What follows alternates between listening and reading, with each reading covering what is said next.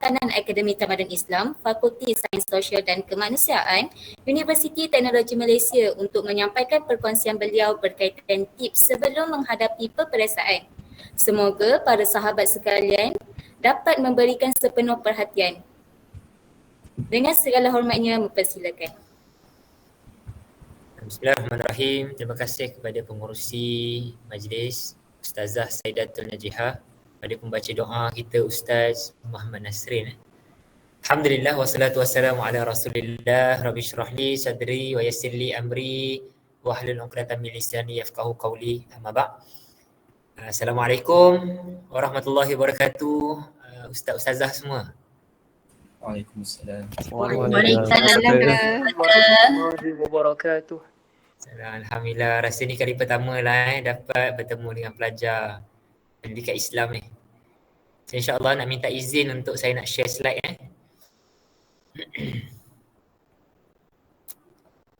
nampak tak? Nampak, Doktor. Okay, bismillah. So insyaAllah malam ni santai je lah, kita borak-borak. InsyaAllah mudah-mudahan berisilah, adalah yang boleh kita dapat bekalan sama-sama insyaAllah.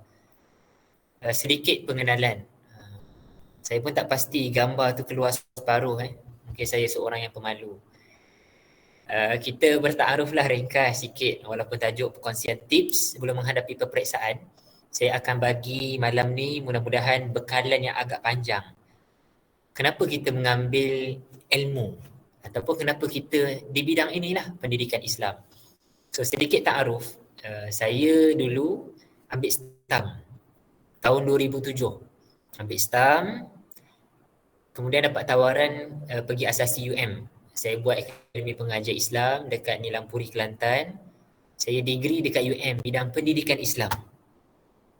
Kemudian pergi ke master, saya sambung dekat UKM Bangi, dekat Selangor je, tak sampai pun lagi kat United Kingdom. Kemudian buat PhD dekat sini UTM, bawah beasiswa. Nanti kita akan cerita, kalau ada masa lah. Saya rasa masa sangat mencemburui. Jadi siapa yang nak tahu beasiswa, nanti kita cerita satu waktu yang lain lah insyaAllah. Kita akan selalu bertemu insyaAllah lepas-lepas ni kan. Kemudian habis, saya baru sahaja berkhidmat di UTM pada 2 Januari tahun ini. Selepas saya habis PhD, saya sambung belajar bahasa Arab dekat Mesir. Ni baru je balik, Alhamdulillah. Sempat beberapa bulan dekat sana. So insyaAllah, saya nak mulakan dengan satu hadis. Cuma malam ni saya nak bawa satu dimensi yang special sikit. Biasa kita dengar hadis ni, talabul ilm faridatan ala kulli muslim. Hadis ni kalau perasan, siapa yang riwayat? Sahabat Nabi namanya Anas bin Malik. Soalan saya lah, siapa yang boleh tulis kat chat tu, maknanya dia bersamalah sesi ni. Siapa yang tak tulis, maknanya dia sedang berfikir insyaAllah. Kita belajar ni sentiasa kena bersangka baik lah sebagai seorang Muslim. Cuma anda ni di hadapan saya ni, dua batch kan? Batch pertama, batch kedua. Kami ni ditugaskan, kami ni para pendidik dekat Akademi Tamadun Islam, ditugaskan menjaga batch ni betul-betul. Kena dekan dan kena keluar. Seperti mana Anas bin Malik. Anas bin Malik ni dia dapat Islam waktu bila? Waktu Rasulullah dah berhijrah ke Madinah. Nak cerita je, benda yang di-appreciate adalah hadis ni. Hadis ni waktu tu zaman Madinah ni, zaman baru nak start perang, zaman deal dengan orang Yahudi, kena ada orang munafik. Waktu zaman ni, Anas bin Malik dia kata apa? Tolabul ilm. Kena tuntut ilmu. Untuk nak tahu benda-benda macam ni. So kita cerita sikit lah. Ada seorang ulama namanya Ibn Mubarak. Bila dia cerita tentang hadis ni, dia kata apa? Ilmu ni, dia akan dipertanggungjawabkan ke atas kita. Waktu belajar, akan ditanya balik kan. Ibn Mubarak kata, seorang ulama tafsir namanya Imam Al-Baydawi. Bila dia syarah hadis ni, dia kata apa? Ilmu ni sepatutnya menambahkan iman pada Allah dan cinta Rasulullah. Seperti mana kita makin baiki solat kita. Kalau solat kan, kita tak dapat solat khusyuk, kita nak tambah solat sunat, tambah solat duha. Nak ceritanya ilmu pun kena macam tu, makin menambah. Saya nak bawa satu dimensi yang best tu. Ada seorang ulama ni, dia tulis satu kitab. Siapa yang boleh catat tu, saya rasa banyak pahala dia. Catat kat chat kan. Saya tulis, saya cakap, anda catat, post kan. Apa-apa je lah yang rasa boleh malam ni dapat manfaat untuk orang lain boleh dapat. Bantulah. Saya rasa 38 orang malam ni. Setakat ni tadilah sebelum saya masuk. Buat slide ni saya dah tak nampak dah tak nampak. Yang mana tak datang tu, siapa yang boleh tulis boleh share. Satu kitab Qabasat Minar Rasul ni, dia syarah hadis ni, dia kata macam ni. Ilmu ni bila sebut fardu, dia ada 3 maksud. Kalau kita solat tu fardu ke wajib? Jawapannya adalah wajib dan fardu kan. Bila kita solat usolli fardu, kita tak kata usolli wajib. Maknanya wajib tu ada dalam fardu. So ulama ni dia syarah, fardu bila dalam untuk ilmu ni ada 3 maksud. Pertama wajib. Maknanya kita wajib belajar. Semua orang Muslim wajib belajar. Tu pertama. Kedua, fardu ni maknanya macam kalau kita solat, kita kena khusyuk. Apa maksud khusyuk? Kalau terlari je fokus, bawa balik. Maksudnya, belajar ni, kalau tak faham je, macam mana nak faham? Kita tanya senior baru ada tahun 2 kan. Tanya pensyarah, penasihat kita, Dr. Khairi kan. Tanya Dr. Najwa, tanya, buat nota, Google, beli buku. So nak ceritanya, kita kena khusyuk, kita kena usaha, cari cara. Sebab tu siapa belajar stres, dia belum lagi khusyuk. Nanti saya akan datangkan contoh-contoh para ulama dalam mencari ilmu lah lepas ni kan. Tapi nak ceritanya, menuntut ilmu ni tak boleh stres. Menuntut ilmu ni kita kena rasa wajib satu, kemudian kena rasa apa istilahnya, kena usaha untuk nak khusyuk. Tak dapat faham, macam mana nak faham Macam mana nak faham, sampailah kita faham. Yang ketiga, ulama ni dia kata apa? Fardu pada menuntut ilmu maknanya makin dekat dengan Allah. Sebab tu kita belajar ni, kita kena rasa makin seronok belajar. Siapa kat sini belajar stres kan? Ya Allah, dah semester akhir ni. Semester sem akhir ni. Ya Allah, tak faham. Ya Allah, assignment. Dia kena makin dekat dengan Allah. Macam mana bila belajar tak suka, belajar lagi. Belajar sampai seronoknya belajar bahasa Arab seronoknya belajar subjek apa lagi, subjek kamu tu lah. So nak ceritanya, bila belajar dia makin dekat dengan Allah, makin seronok belajar. Itulah maksud hadis ni. Sebab tu Anas bin Malik dia kata apa? Tuntut ilmu ni waktu zaman Madinah ni, dia adalah benda yang sangat nikmat bagi semua sahabat Nabi waktu tu. Marilah kita betul-betul balik, tune balik. Kita belajar ni, kita nak rasa manis. Tak nak ada stres-stres ni. Kalau belajar stres tak dapat pahala Melainkan kalau stres kita mujahadah untuk nak usaha sampai kita seronok. Pahala sabar, pahala mujahadah tu dia berganda sikit. So saya nak bawa lah kata-kata Imam Syafi'i. Kita mengambil kesemangatan orang sebelum kita menuntut ilmu. Imam Syafi'i dia kata apa? Akhi lan tanal ilma illa bisittatin. Akhi, saudaraku, takkan kamu dapat ilmu ni kecuali buat syarat dia kena buat 6 benda ni. Pertama dia kata apa? Zakaun. Kena cerdas. Cerdas ni maksudnya apa? Memang kita kena berfikir. Tak boleh terima, okey, dia otak pada kita hari ni adalah dengar, analisis, faham, macam tu. Dia kena berfikir. Antara yang lain maksudnya. Wahirsun ni maksudnya kena rakus. Rakus ni dalam nak menyerap ilmu, rasa tak cukup. Nak lagi. Doktor nak lagi. Ustaz nak lagi. Kalau ustazah pula, ustazah nak lagi. Jom kita buat.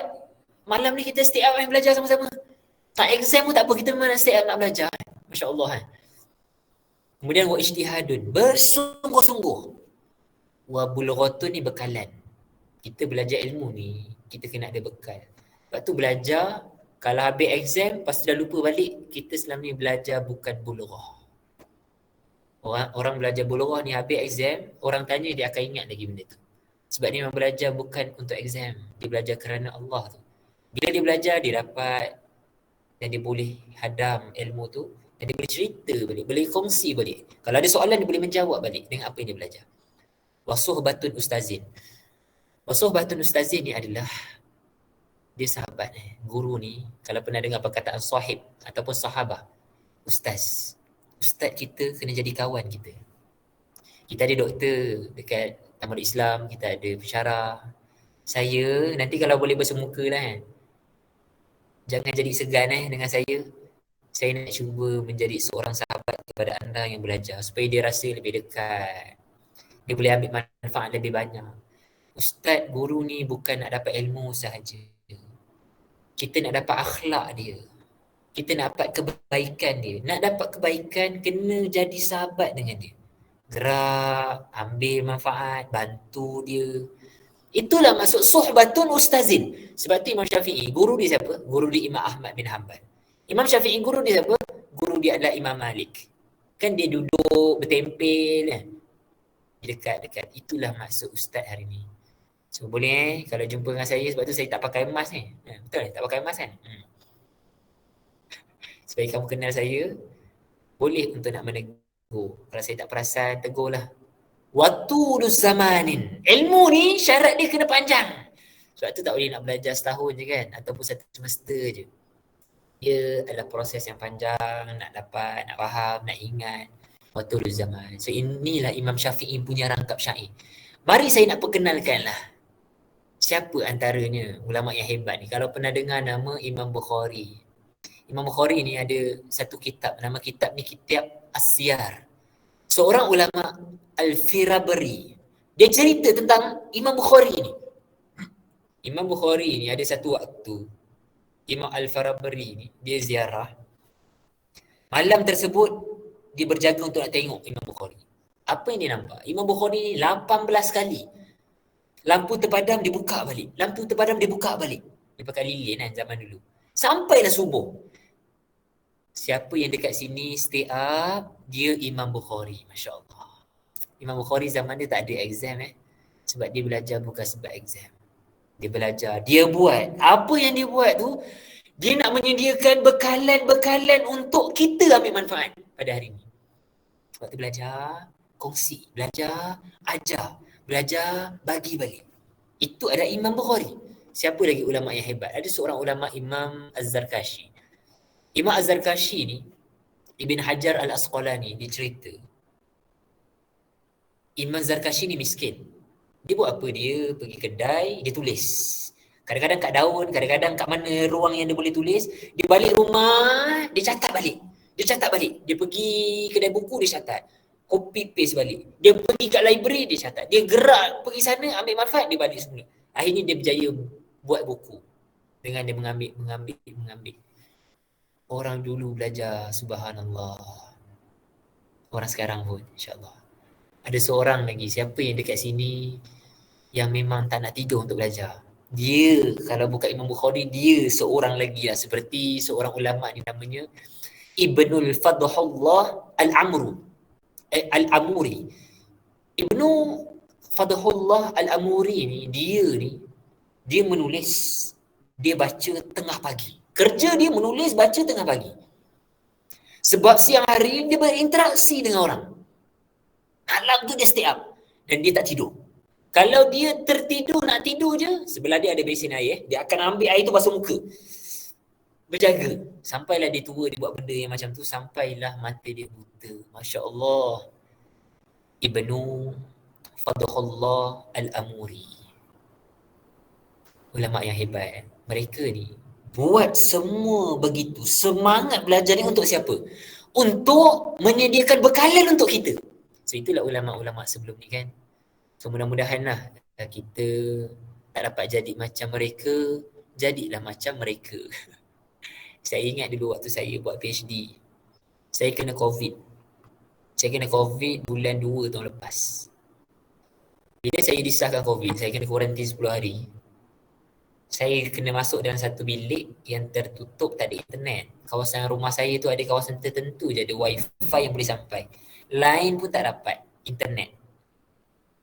So saya terpaksa berpisah dengan keluarga, duduk satu bilik je. Kecil bilik tu yang tak ada internet. Apa saya kena buat? Saya menganggarkan saya siap PhD tahun ni. Sepatutnya. Tapi Allah tu maha hebat perancangan dia kan. Saya duduk dalam tu, tak ada lain internet, apa yang saya buat? Saya menyiapkan PhD saya. Saya buka balik data-data, buka balik kertas-kertas, tulis balik. Saya hanya tidur pukul 3 pagi. Lepas tu saya akan tidur sampai subuh, bangun balik saya akan buat sampailah pukul 3 pagi. Saya tidur sekejap 2 jam, 3 jam, kemudian saya buat balik sampailah 3 pagi selama 8 hari. Saya 2 hari saya baru disahkan positif, duduk dalam bilik, tak tahu nak buat apa, 8 hari tu saya buat. Sehinggalah saya siap PhD dalam masa 8 hari. Kalau kita nekat, Allah akan mudahkan. Waktu tu saya fikir apa? Kalau saya meninggal, waktu tu COVID zaman meninggal orang asyik viral meninggal time tu saya fikir, apa yang boleh saya, bila saya pergi, saya boleh tinggalkan, orang boleh ambil manfaat. Antaranya tulisan. Dalam pendidikan Islam tak banyak lagi orang ada PhD. Sampaikan terpaksa pensyarah bidang syariah jadi pensyarah bidang pendidikan Islam. Kita tak cukup. Kat Akademi Tamadun Islam UTM pun kita tak cukup pensyarah. Sebab itu siapa yang sambung belajar sampai PhD, sumbangan anda besar dalam bidang pendidikan Islam di Malaysia. Saya buat PhD pendidikan Islam dalam sirah. Sebab tu saya minat sirah, suka macam ni lah, kisah-kisah. Saya ingatlah benda-benda macam tu. So insyaAllah siapa yang nak buat, berhasrat nak sama master PhD, boleh bawa saya awal-awal. Beritahu awal-awal, Ustaz, doktor, saya nak bawa doktor, boleh tak bantu saya masa tahun 2 nanti? Dah nak habis dah doktor tahun 2 ni, tahun 3 ni. Daripada awal lah saya akan ajar dunia akademik tu pelan-pelan insyaAllah. Tak kisah ustaz ke ustazah yang nak buat, kita nak lebih ramai orang bila nampak bidang pendidikan Islam, dia seorang yang boleh pergi dalam bidang profesional insyaAllah. So ini saya nak tunjukkan bulatan-bulatan lah. Ingatkan diri selalu. Pertama, selalu tajdid niat balik. Belajar ni sebab apa? Sebab Allah. Kerana Allah. Ingat kerana Allah. Saya belajar sebab mak. Boleh, tapi tak dapat pahala lah. Sebab tu kena belajar mak lebih tinggi, lebih awal atas soalan. Sebab Allah. Belajar ni nak mengubah keluarga. Kalau jumpa orang lain, cuba tanya orang non-Muslim bahasa orang non-Muslim macam ni. Yelah. Mau belajar sebab apa? Mau belajar sebab itu ibu saya sudah lahirkan saya. So kalaulah kita belajar sebab nak gembirakan hanya untuk gembirakan mak ayah, kita sama macam orang lain juga. Sebab tu niat kerana Allah. Kedua, kita kena ingat tanggungjawab. Dekat sini lah dia akan menekan kamu lebih kerana Allah tu. Kita akan ingat, aku ni ada tanggungjawab. Emak aku hantar ni untuk aku bertanggungjawab jadi seorang pelajar betul-betul kat sini. Mak ayah, kita kan dah jauh daripada mak ayah. Buktikan kita jauh ni tak menyusahkan dia orang dengan boleh fall flat tak nak lah dekan dah biasa kan fall flat kot. Barulah macam barulah boleh tanggung, dah boleh jawab InsyaAllah fall flat kita ada ustazah, ada ustaz sini. Tunjukkan kita ni fakulti yang boleh kedua dari sudut akademik, kurikulum, InsyaAllah. Kemudian tanggungjawab pada ustaz ataupun guru, pendidik, minta doa daripada dia. Minta doa daripada guru. Minta doakan, halalkan. Sebelum nak belajar, sebelum nak exam nanti, mintalah doa daripada mereka. Yang ketiga ni, kena selalu ingat, masa ni tak ada boleh siapa pun ganti. Tadi, dia tak akan datang balik.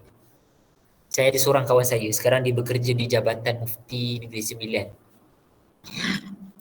Waktu zaman belajar dulu, dia ni tak pernah tidur sepanjang exam. Imam Syafi'i, dia tidur selang sehari sepanjang hidup dia. Hari ni tidur, esok tak tidur. Lusa dia tidur. Imam Syafi'i punya budaya. Nanti kita akan borak-borak lah Nanti bila jumpa, kita akan ceritalah tokoh-tokoh hebat ni belajar macam mana. Nak cerita kawan saya tadi tu. Examnya, dia akan stay up sampai subuh waktu belajar. Saya tanya, boleh tahan Dia kata macam ni dengan saya.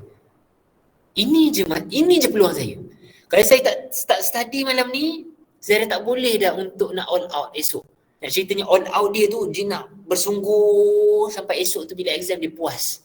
Sebab dia dah buat bersungguh-sungguh. Dia bukan dapat result nak ceritanya dia belajar tu telah bersungguh-sungguh. Dia tak kisah dapat 4 flat ke, 3 flat ke, 5 flat ke.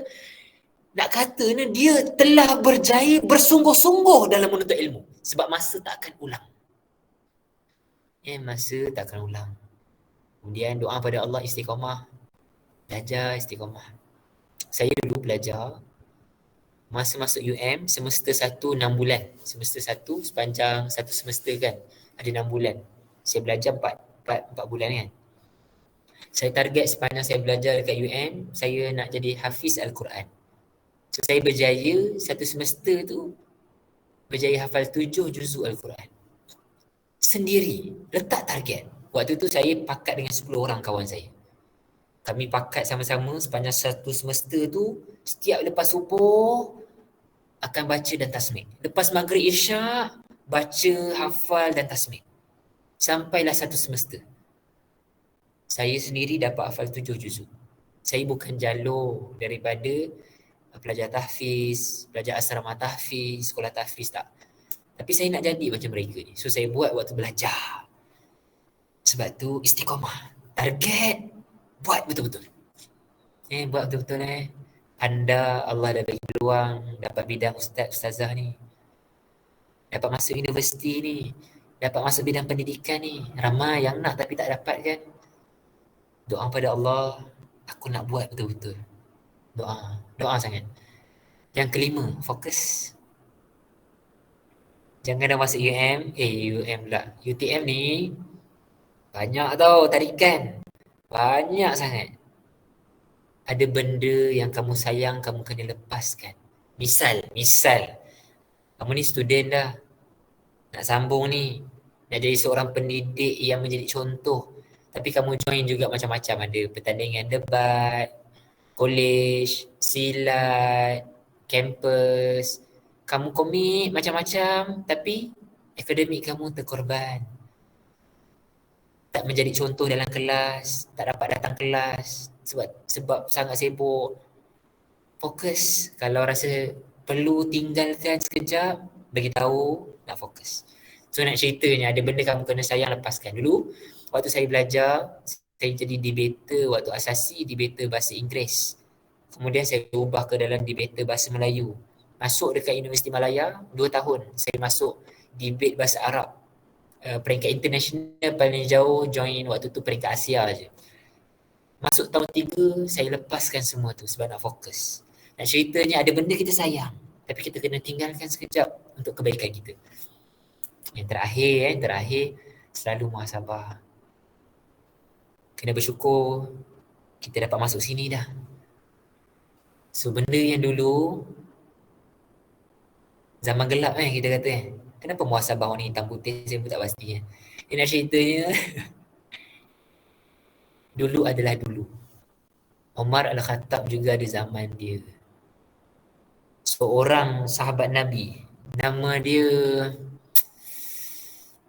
dia Allahumma salli ala sayyidina Muhammad.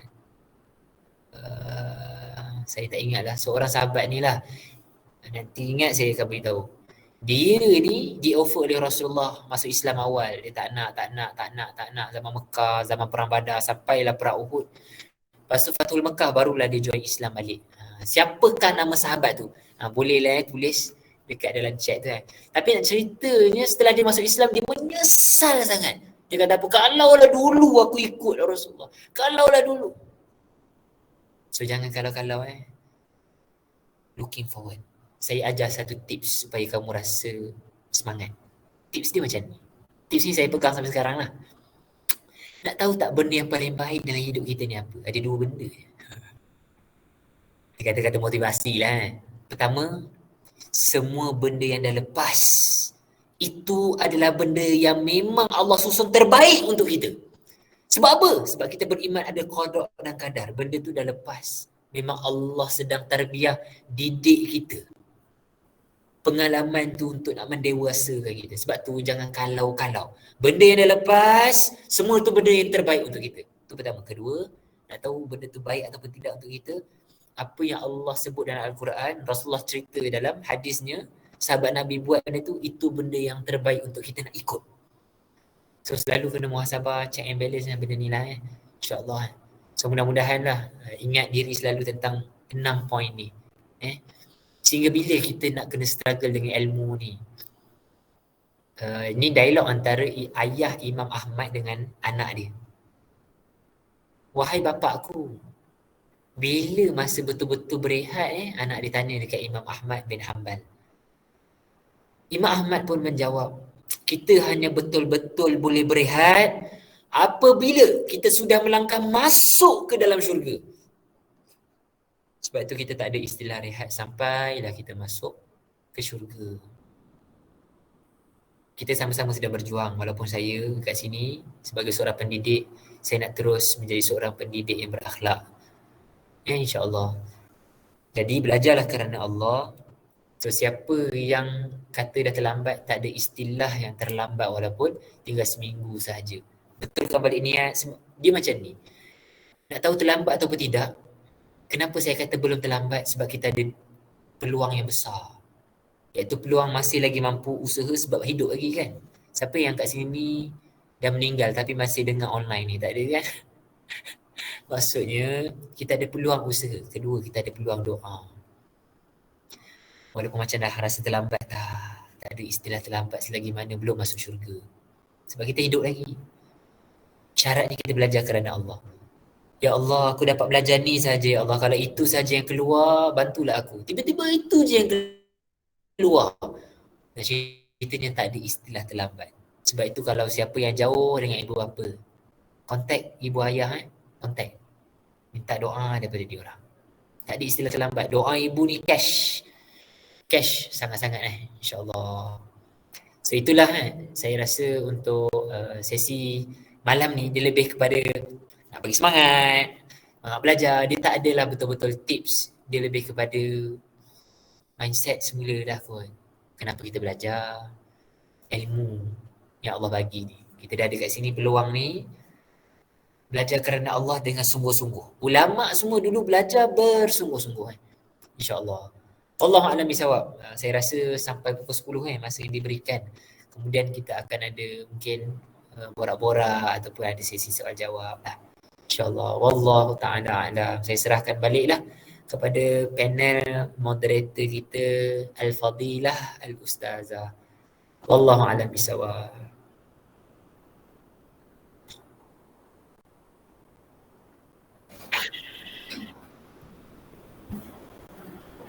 Alhamdulillah, terima kasih diucapkan kepada Dr.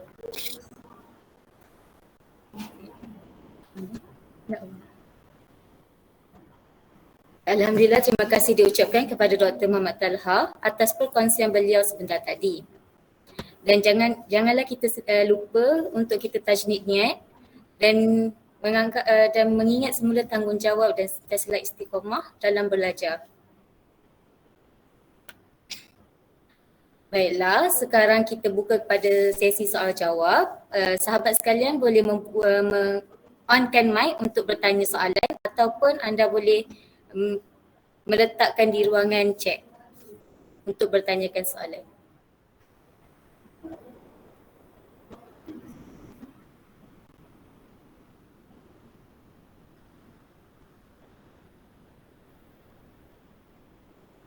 Okey, ada soalan? Saya cuba untuk nak menjawab berdasarkan tulisan. Dia tak ada soalan tu. Dekat chat tu ada tulis lah. Okey. Minta izin Ustazah Saidatul. Boleh Doktor. Tentang ibu kan. Saya dulu ada seorang ibu. Sampai sekarang saya masih ada seorang ibu. Ibu saya ni satu masa saya pernah terlupa nak call dia. Lama juga. Saya pun tak ingat berapa lama. Lepas tu saya message dia, Assalamualaikum Umi. Lepas tu dia jawab macam ni dengan saya. Waalaikumsalam. Siapa ni? Wah, ini luar biasa ni. Umi, saya message balik lah. Umi, ni Uda, saya anak nombor 3. Saya kata Uda. Ni Uda ni Umi. Lepas tu ibu saya pun jawab balik. Uda, siapa ya? Wah, kalau anda lah dekat tempat saya kan. Apa agak-agaknya. Time tu saya jadi seriau, sebab, rasa berdosa besar ada juga kan. Tengok banyak kali, dah betul lah nombor ni. Takkan kena scam Lama sikit. Oh, silap-silap. Bukan mesej tau. Call. Call. Sebab saya ingat dia macam terberhenti. Umi, ni Uda. Uda mana Uda lah Umi, anak Umi ni. Anak Umi Uda siapa? Oh, time tu berhenti jap. Berhenti 15 saat saya rasa ada juga. Tu saya kata, Umi, Uda lah Umi, jangan macam ni Umi. Lepas tu mak saya kata apa? Baru rasa ada ibu. Ya Allah. Selama ni lupa. Tak rasa ada ibu hidup ni. Saya time tu rasa macam mana? Saya ada seorang ibu, tapi ibu saya rasa seperti tak ada hadirnya seorang anak dalam hidup ni. Time tu saya rasa muhasabah paling panjang, paling lama, dan sampai saya ingat sampai sekarang. Ibu saya. Sebab tu siapa yang ada ibu kan, minta doa, minta halalkan. Yang tak ada ibu dah, ibu dia dah pergi, saya nak bagi tahu anda satu berita gembira. Ketahuilah, mak anda sekarang ni mesti dah dapat pahala sebab dah ada anak yang solehah kan. Dapat bidang pendidikan Islam ni, pasti akan dapat dekat hadiah dekat ibu yang telah pergi. Setiap orang ni bila meninggal, ada 3 benda dia tak akan terputus. Salah satu, doa anak yang soleh. Buat Ustazah Umairah Ishak, anda lah pahala besar untuk mak. Baca sungguh-sungguh kerana Allah. Hadiahkan mak mudah keselamatan sekarang ni sampai dah dapat bertemu kat syurga. InsyaAllah dia dah pergi, dia dah habis hayat dia dah habis usaha dah. InsyaAllah pahala dia telah bawa balik. Dan dia taklah hidup dalam keadaan terzalim. InsyaAllah. InsyaAllah. Kita pun tak tahu kalau hidup lagi ni kita dalam keadaan zalim ke tak zalim pada Allah. Tapi dia dah pergi. Peluang satu pun nak terus dia dapat pahala. Jadi anak soleh kan, insyaAllah. InsyaAllah. So, itulah cerita tentang ibu. Cerita tentang ibu. Kalau ada soalan-soalan lain, bolehlah insyaAllah. Rindu, lepaskan rindu dengan jadi anak soleh. Doakan. So, siapa yang masih ada mak ayah, minta doa khas. Minta ayah doa khas. Saya ingat, saya bila waktu interview jadi pensyarah, mak saya kontak tu saya. Dia tanya, Assalamualaikum. Dia dapat surat belum dari UTM? Saya pun jawab. Oh, belum lagi. Esoknya saya dapat email. Saya pun tak tahu dah doa ibu ni macam mana lah.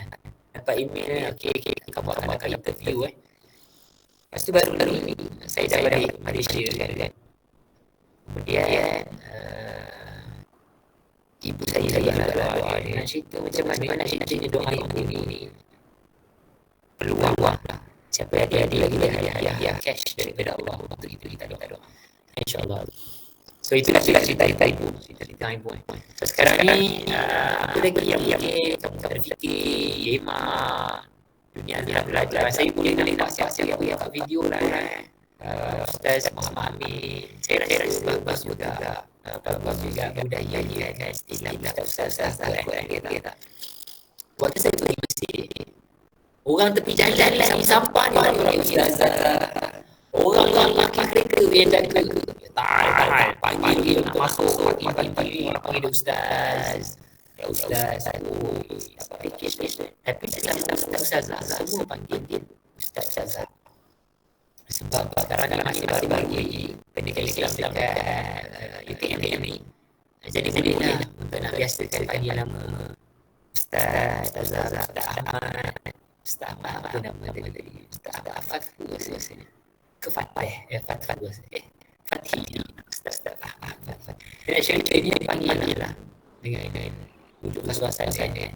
Ustaz, Ustazah. Itulah Allah. Ada apa-apa mungkin ada nak tanya silakan. Tafadhal. Ustaz, saya nak tanya. Boleh insyaAllah. Saya ingat cerita kawan saya. Dia selalu call mak dia, tapi dia setiap kali dia call ayah dia akan macam terasa macam mana nak hilangkan rasa macam mana nak hilangkan rasa berat hati. Betul lah ya. Terima kasih Ustazah. Ayah ni seorang yang gentleman kan. Jarang kita dengar nama gentlewoman. Sebab gentle ni memang untuk lelaki lah kebanyakannya. Dia depan nampak tak ada pada belakang. Dia lah yang contact. Dia minta kita. Dia datangnya belum tu. Kita mesti tu. Duit cukup tu. Cuba ibu tanya lah nak ikut geram muslimin okey kita. So ayah ni macam biasa dia main belakang tapi je. Kalau kita nak harga ayah ni. Cuba bayangkan kan. Ayah kecil masuk berapa ayah. Waktu kita kecil-kecil memang kita pengorbanan besar tak boleh nafi dan tak boleh nak cakap hadis ibu orang ayah. Dia mengandung kita lahirkan kita. Tapi ayah dia lah yang mencari nafkah betul tak? Dia yang keluar berhadapan orang hujan-hujan.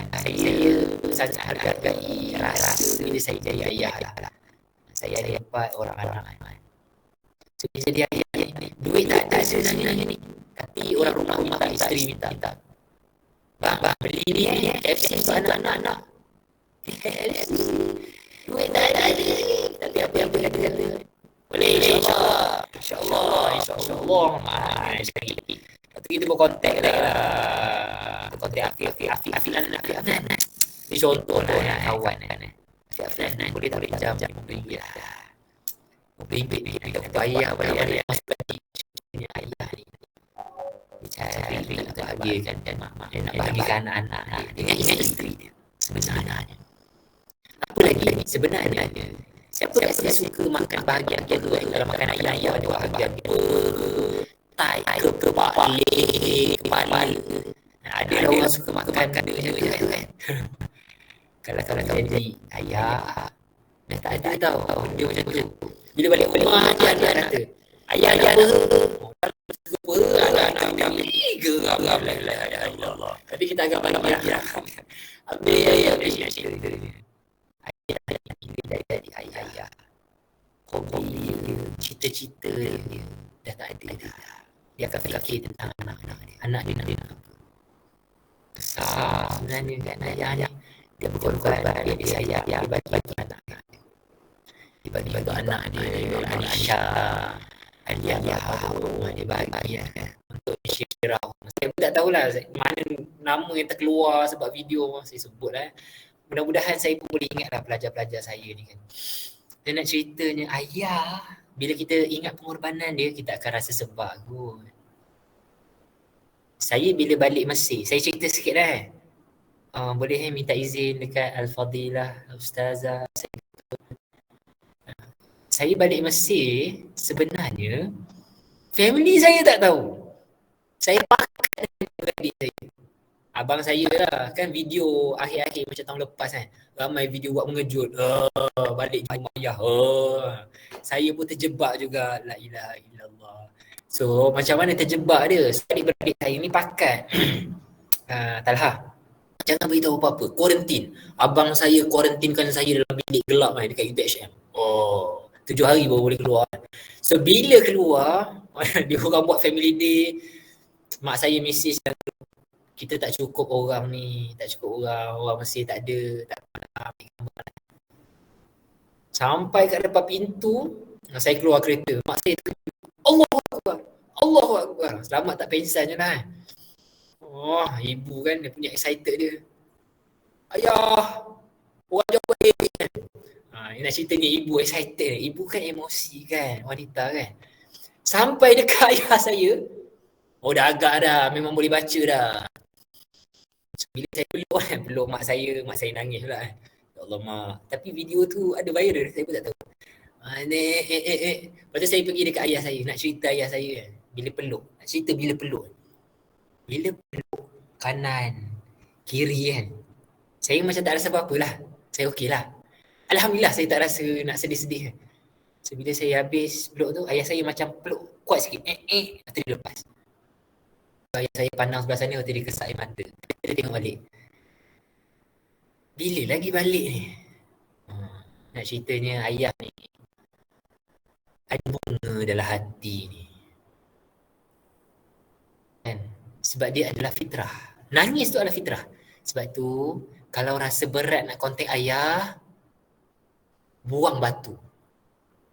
Yang jadi berat tu sebab ada batu dalam beg tu kan. So cara dia buang batu. Buang batu tu jangan kamu start kontak. Sebab nanti bila kamu dah tak ada ayah, baru kamu hargai dia ke waktu tu. Dah terlambat dah waktu tu. Sebab tu sementara ada, buang batu dalam beg. Kontak ayah. Makan apa ayah tengah hari ni? Makan ayam. Dia jawab ayam ya. Nasi tak ada ke ayah? Adalah. Contoh kan. Nak ceritanya kamu tambahlah bagi lawak sikit kan. Saya, dalam keluarga saya ada adik-beradik macam tu. Tapi satu masa dia tu. Tapi dia boleh kontak dengan ayah. Dia buat macam mana? Dia guna WhatsApp group. Dia tag ayah. Selamat hari jadi ayah. Tahniah Abi. Dapat sekian-sekian. So dia tag. Cara untuk ni ada dekat balik, nak kejar balik, nak mesra balik. So gunalah grup yang ada kontak. Wallahualam bisawab. Saya rasa itulah kot. InsyaAllah.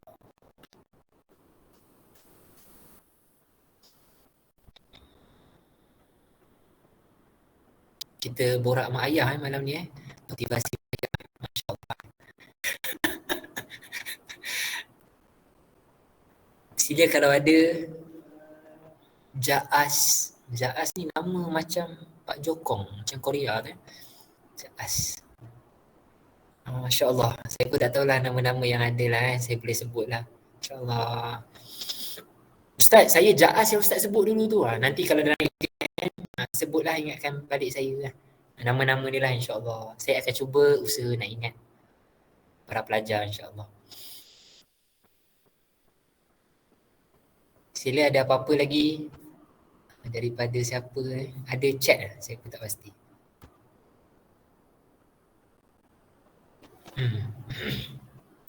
So saya serahkanlah semula kepada saudari moderator insyaAllah Ustazah. Okay, nampaknya tak ada soalan ni. Atau ada lagi yang nak bertanya, yang nak bertanyakan pendapat? Okay, macam tak ada. Okay, so Alhamdulillah selesai sudah sesi soal jawab kita pada malam ni. Seterusnya saya menjemputlah wakil pelajar SHPI Saudara Ahmad Fathi bin Hasni Basri untuk memberikan sepatah dua kata.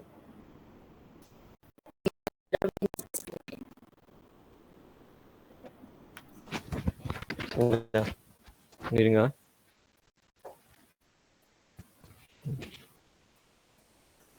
Ya, bismillahirrahmanirrahim. Assalamualaikum warahmatullahi wabarakatuh. Alhamdulillahirabbil alamin. Allahumma salli ala sayyidina Muhammad wa ala alihi wasallam. Jadi pertamanya syukur kita kepada Allah SWT kerana pada hari ini kita dengar perkongsian daripada Al-Fadhil Ustaz Dr. Muhammad Talha bin Ajma'in. Jadi seperti mana yang kita tahu, Dr. Talha ni Ustaz Talha, dia merupakan pensyarah yang baru jugalah di UTM ni. Jadi insya-Allah beliau akan membimbing kita dan membimbing memberikan pengajian SHPI di UTM ni insya-Allah.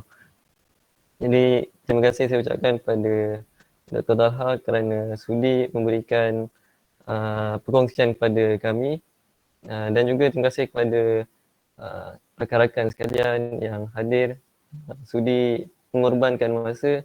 Dan saya tahu memang ramai yang sibuk dengan assignmentnya, dengan tasnya, dengan exam yang tak lama lagi. Jadi apa salahnya kita korbankan masa kita untuk dengar perkongsian yang santai ni. Jadi sedikitlah saya nak bagi tips kepada rakan-rakan sebelum kita menghadapi peperiksaan. Di mana yang pertamanya, sebelum kita menghadapi peperiksaan ni, jadi antara kita ni, kita kena itulah saling bermaaf-maafan. Kalau boleh janganlah ada rasa macam tak suka dia ni, tak suka kan. Kalau boleh semuanya mesti saling bermaaf-maafan lah. Jangan ada permusuhan lah kalau boleh. Sebab kita ni dalam kelompok yang kecil je kan. Kalau seorang tu buat salah, maka boleh menyebabkan semua terkena. Buat kata patah ni lah, setitik nila rosak susu sebelangga gitu. Itu lah, tu yang pertama. Kita kena minta maaf lah kepada kawan-kawan. Yang kedua lah tips sebelum menghadapi peperiksaan ni, kita kena saling mendoakan lah rakan kita kan. Jangan kita doakan diri kita je, doakan kawan-kawan kita juga, doakan kejayaan mereka juga. Sebabnya bila kita doakan orang lain, maka malaikat akan doakan kita juga. Itulah. Kemudian yang terakhir adalah ni paling penting lah, kita minta ibu ayah doakan kita, doakan kejayaan kita. Macam tadi Dr. Talha cerita-cerita ibu ayah tu, itulah. Kita jangan abaikan ibu bapa kita, kita kena ingat diorang kan. Yang dah tak ada tu, minta maaf saya cakap, tu kita doakan diorang, doakan supaya mereka dipermudahkan lah urusan di sana insyaAllah. Jadi saya sebagai wakil daripada dari kepada saudara Wasik sebagai ketua, sebabnya saudara Wasik dia ada camp pemantapan, jadi doakan supaya dipermudahkan urusan. Jadi itu sajalah daripada saya. Mohon maaf atas kesilapan saya sepanjang SEM ni buat rakan-rakan lah. Okay. Semoga kita dapat berjaya lah di dunia dan akhirat insyaAllah. Okay. Terima kasih. Itu saja daripada saya. Assalamualaikum. Okay, terima kasih diucapkan kepada atas ucapan dan juga selingan tips yang diberikan untuk kita semua. Boleh saya minta izin doktor untuk bertanyakan soalan kerana ada soalan di ruangan chat. Apa soalan? Masya Allah. Daripada Firdaus Talib, doktor saya nak tanya bagaimana pula situasi bila nak exam je orang tu minta maaf. Lepas tu habis exam dia buat jahat balik dan situasi berulang. Mohon pencerahan doktor. Masya Allah. Terima kasih soalan yang ditanya ni kan. Dia sama macam taubat kan. Kalau kita buat dosa, kita kena buat apa? Buat dosa balik. Tak. Buat dosa, taubat lah. Kalau buat salah, minta maaf. Selagi mana kita hidup kat dunia ni, kita tak akan terlepas daripada buat salah. Saya nak bagi 1-2 ayat. Kalau siapa yang ada Al-Quran boleh buka. Surah Al-Imran. Ayat 133, ayat 134. Ila maghfiratin min rabbikum wa jannatin 'arduha as-samawati wal ard u'iddat lil muttaqin. Segeralah minta pengampunan dan juga syurga. Kita akan dapat, Allah akan hapuskan dosa kita, kita akan dapat syurga. Allah kata kena buat apa? Iaitu ayat 134.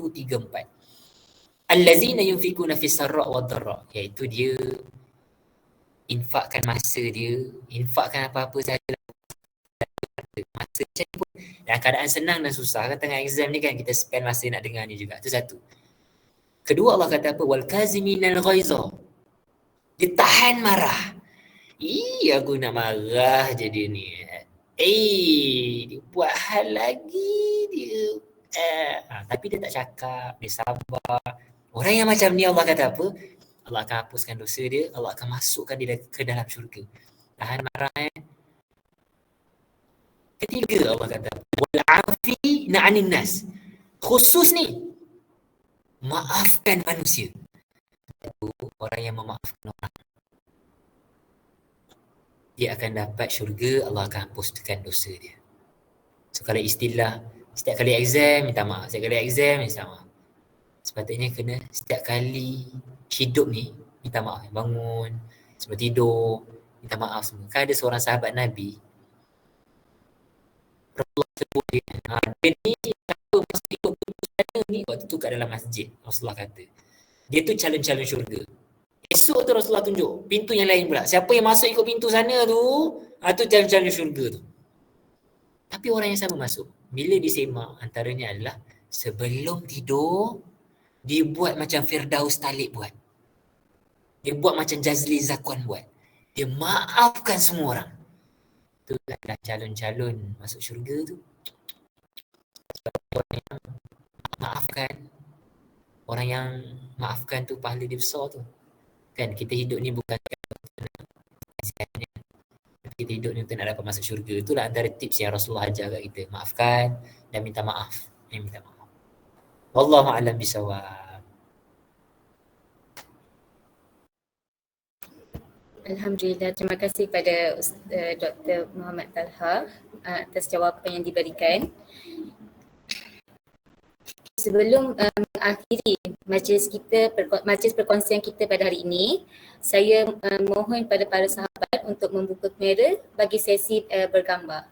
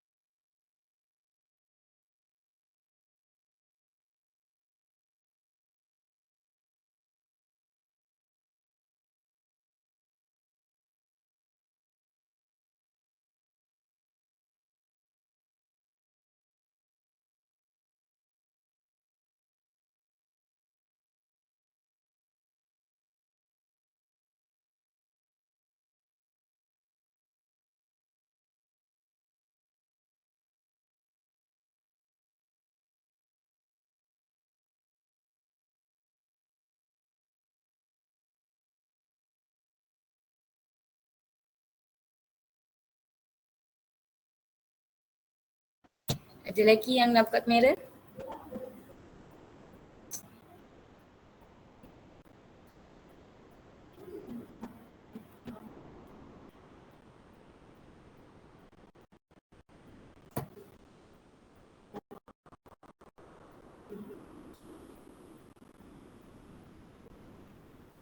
Macam dah tak ada. Tak ada ya?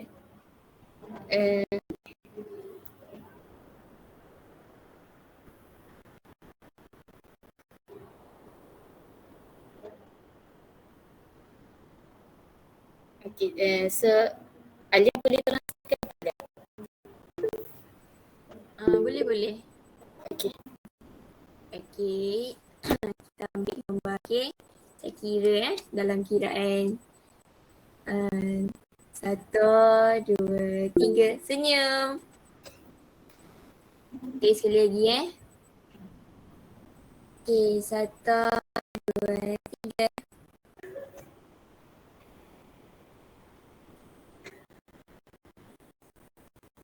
Freestyle satu kali boleh? Okey. 1, 2, 3. Okey, terima kasih. Terima kasih Alia. Okay, sahabat yang dihormati sekalian, sampai sudah ke penghujung program kita. Ribuan terima kasih diucapkan kepada Dr. Muhammad Talha bin Ajmain atas kesudian beliau menyampaikan perkongsian yang penuh bermakna walaupun sekejap tapi ringkas dan padat. Diharapkan kita semua dapat mengubah mindset kita untuk menjadi ke arah lebih positif dan meninggalkan segala perkara yang negatif. Jadi, semoga kita semua beroleh manfaatlah daripada perkongsian sebentar tadi. Dan tiada untaian kata yang mampu dilafazkan selain ungkapan rasa syukur dan ucapan terima kasih yang tulus ikhlas buat semua atas kesudian hadir pada malam ini. Di kesempatan ini juga, saya ingin memohon ribuan kemaafan andai ada salah dan silap sepanjang mengecarakan program ini. Pergi ke dusun memetik kelapa muda, si kelapa barli. Cari disusun, maaf dipinta. Panjang usia, bersua kembali. Wabillahi taufiq wal hidayah. Wassalamualaikum warahmatullahi wabarakatuh dan assalamualaikum. Waalaikumsalam warahmatullahi wabarakatuh. Nak tanyalah nanti bulan 3 semua akan balik ke dalam UTM InsyaAllah. InsyaAllah balik doktor. InsyaAllah doktor. Siapa yang tak balik ke memang semua wajib balik? Tidak diwajibkan. Jaaz tak balik Okey, baik-baik insyaAllah. Nanti bulan 3 tu adakah belajar bersemuka ke masih online? Tidak pasti lagi doktor. Okey, Assalamualaikum.